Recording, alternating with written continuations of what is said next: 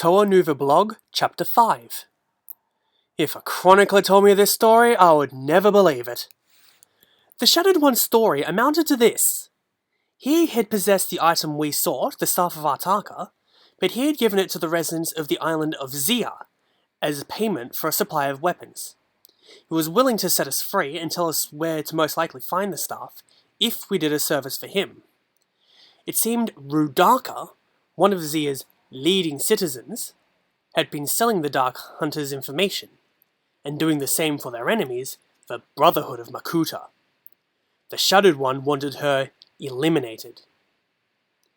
To my surprise, Tahu agreed. It was only later he told me that he had other plans for Rudaka, plans that involved sending Toa Nuva back to Metru Nui. Meanwhile, the rest of us headed to Zia.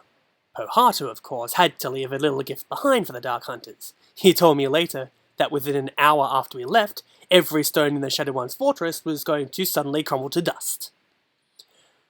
I had never been there before, but I had heard the island was an industrialized nightmare. As it turned out, the accent was on the nightmare part. A massive beast called the Tartarak was rampaging through the place, and an even nastier Rahi matching the description of the Kanohi dragon was battling him.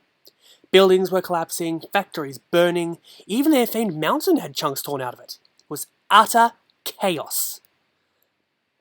Tahu sent Honua tunneling into the island to find the staff in its underground hiding place. The rest of us did what we could to rescue the natives and get them out of the way of the beast battle. It was Kopaku who had the good fortune to find himself saving Rudaka.